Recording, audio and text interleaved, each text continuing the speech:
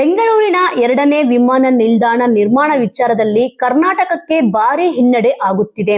ಪದೇ ಪದೇ ರಾಜ್ಯ ಸರ್ಕಾರವು ಕೇಂದ್ರ ಸರ್ಕಾರಕ್ಕೆ ಪ್ರಸ್ತಾವನೆ ಸಲ್ಲಿಸುತ್ತಿದ್ದರೂ ಬೆಂಗಳೂರಿನ ಎರಡನೇ ಅಂತಾರಾಷ್ಟ್ರೀಯ ವಿಮಾನ ನಿಲ್ದಾಣಕ್ಕೆ ಸಂಬಂಧಿಸಿದಂತೆ ಯಾವುದೇ ಮಹತ್ವದ ಬದಲಾವಣೆ ಆಗಿಲ್ಲ.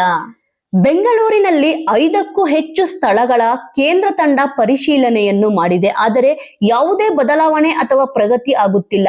ಇದೀಗ ತಮಿಳುನಾಡು ಮಾತ್ರ ಹೊಸೂರಿನಲ್ಲಿ ವಿಮಾನ ನಿಲ್ದಾಣ ನಿರ್ಮಾಣಕ್ಕೆ ಭಾರಿ ಸಿದ್ಧತೆ ಮಾಡಿಕೊಂಡಿದ್ದು ಭೂ ಸ್ವಾಧೀನಕ್ಕೆ ಮುಂದಾಗಿದೆ.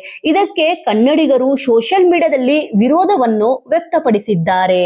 ಈ ಬಗ್ಗೆ ಸೋಷಿಯಲ್ ಮೀಡಿಯಾದಲ್ಲಿ ಎಕ್ಸ್ ನಲ್ಲಿ ಭಾರಿ ವಿರೋಧ ವ್ಯಕ್ತವಾಗುತ್ತಿದೆ. ತಮಿಳುನಾಡು ಸರ್ಕಾರವು ಬೆಂಗಳೂರಿಗೆ ಪೈಪೋಟಿ ಕೊಡುವ ಉದ್ದೇಶದಿಂದ ಹೊಸೂರಿನಲ್ಲಿ ವಿಮಾನ ನಿಲ್ದಾಣ ನಿರ್ಮಾಣ ಮಾಡುತ್ತಿದೆ. ಅದೆಷ್ಟು ವೇಗವಾಗಿ ಕಾರ್ಯನಿರ್ವಹಿಸುತ್ತಿದೆ ಎಂದರೆ ಕೇಂದ್ರ ಸರ್ಕಾರ ಈಗಾಗಲೇ ತಮಿಳುನಾಡು ಗುರುತಿಸಿದ 2 ಪ್ರದೇಶಗಳಲ್ಲೂ ವಿಮಾನ ನಿಲ್ದಾಣ ನಿರ್ಮಾಣ ಮಾಡಬಹುದು ಎಂದು ಅನುಮತಿ ನೀಡಿದೆ. ಇದು ಕನ್ನಡಿಗರ ಅಸಮಾಧಾನಕ್ಕೆ ಕಾರಣವಾಗಿದೆ. ಈ ವಿಷಯ ಇದೀಗ ಅಭಿಯಾನ ಸ್ವರೂಪವನ್ನು ಪಡೆದುಕೊಂಡಿದೆ. CS ಲಕ್ಷ್ಮೀಶ ಎನ್ನುವವರು ಕರುನಾಡ ರಾಜಕಾರಣಿಗಳು ಬೆಂಗಳೂರಿನ ಎರಡನೇ ವಿಮಾನ ನಿಲ್ದಾಣದ ಜಾಗದ ಬಗ್ಗೆ ಕಿತ್ತಾಡಿಕೊಂಡು ತಮಿಳುನಾಡಿಗೆ ಮುನ್ನಡೆಯನ್ನು ಕೊಟ್ಟಿದ್ದಾರೆ. ಇನ್ನು ಬೆಂಗಳೂರಿನ ಯಾವ ಕಂಪನಿಗಳು ಮತ್ತು ಹೊಸದಾಗಿ ಬರಬೇಕಿದ್ದವೋ ಹೊಸೂರಿಗೆ ಹೋಗುತ್ತಿವೆ ಎಂದು ಲೆಕ್ಕ ಮಾಡಬೇಕು ಎಂದು ಅಭಿಪ್ರಾಯಪಟ್ಟಿದ್ದಾರೆ.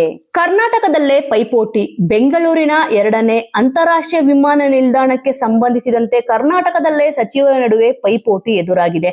ಸಚಿವ DK ಶಿವಕುಮಾರ್ ಹಾಗೂ ಗೃಹ ಸಚಿವ G ಪರಮೇಶ್ವರ್ ಅವರ ನಡುವೆ ತೀವ್ರ ಪೈಪೋಟಿ ಇದೆ. ಅಲ್ಲದೆ ಹಲವು ಸಚಿವರು ಈ ವಿಚಾರದಲ್ಲಿ ತೆರೆಮರೆಯ ಕಸರತ್ತು ಮುಂದುವರೆಸಿದ್ದಾರೆ. ಇದರ ಪರಿಣಾಮವೂ ಸೇರಿದಂತೆ ಹಲವು ಕಾರಣಗಳಿಗೆ ಬೆಂಗಳೂರಿನ ಎರಡನೇ ಅಂತಾರಾಷ್ಟ್ರೀಯ ವಿಮಾನ ನಿಲ್ದಾಣ ಪ್ರಕ್ರಿಯೆಯು ವಿಳಂಬವಾಗುತ್ತಲೇ ಇದೆ. ಇದರ ನಡುವೆ ಕೇಂದ್ರ ಸರ್ಕಾರವು ಪೂರ್ಣ ಸಹಕಾರ ನೀಡುತ್ತಿಲ್ಲ. ಬೆಂಗಳೂರಿನ ಎರಡನೇ ಅಂತಾರಾಷ್ಟ್ರೀಯ ವಿಮಾನ ನಿಲ್ದಾಣ ನಿರ್ಮಾಣ ಮಾಡುವುದಕ್ಕೆ ಪೂರ್ಣ ಪ್ರಮಾಣದ ಸಹಕಾರ ನೀಡುವುದಾಗಿ ಕೇಂದ್ರ ಸರ್ಕಾರ ಹಾಗೂ ವಿಮಾನಯಾನ ಸಂಸ್ಥೆ ಹೇಳಿತ್ತು. ಅದರಂತೆ ಸ್ಥಳ ಪರಿಶೀಲನೆಯನ್ನು ಮಾಡಲಾಗಿದೆ. ಆದರೆ ಸ್ಥಳ ಪರಿಶೀಲನೆ ಮಾಡಿದ ನಂತರವೂ 3 ತಿಂಗಳಾದರೂ ಅನುಮತಿ ನೀಡಿಲ್ಲ. ಈಗಾಗಲೇ ಸ್ಥಳ ಪರಿಶೀಲನೆ ಮಾಡಿರೋ ಪ್ರದೇಶಗಳಲ್ಲಿ ವಿಮಾನ ನಿಲ್ದಾಣ ನಿರ್ಮಾಣಕ್ಕೆ ಯೋಗ್ಯವಲ್ಲ ಅಥವಾ ಸೂಕ್ತವಲ್ಲ ಪ್ರದೇಶ ಅಲ್ಲ ಅಂತ ಎಂದಾದರೆ ಹೊಸ ಪ್ರದೇಶ ಶಿಫಾರಸು ಮಾಡುವಂತಾದರೂ ಕೇಂದ್ರ ತಂಡ ಹೇಳಬೇಕಿತ್ತು. ಈ ವಿಚಾರದಲ್ಲಿ ಗೊಂದಲವನ್ನು ಮುಂದುವರೆಸಿದೆ. ಹೊಸ ಪ್ರದೇಶವನ್ನು ಶಿಫಾರಸು ಮಾಡುವಂತೆಯೂ ಕೇಳಿಲ್ಲ.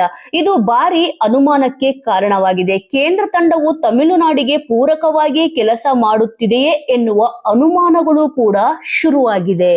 ಸೊ ವೀಕ್ಷಕರೇ, ಈ ಒಂದು ವಿಚಾರದ ಬಗ್ಗೆ ನಿಮ್ಮ ಅನಿಸಿಕೆ ಅಭಿಪ್ರಾಯ ಏನಿದೆ ಅನ್ನೋದನ್ನು ತಪ್ಪದೆ ಕಮೆಂಟ್ ಮೂಲಕ ತಿಳಿಸಿ. ಮುಂದಿನ ವಿಡಿಯೋದೊಂದಿಗೆ ಮತ್ತೆ ಸಿಗೋಣ.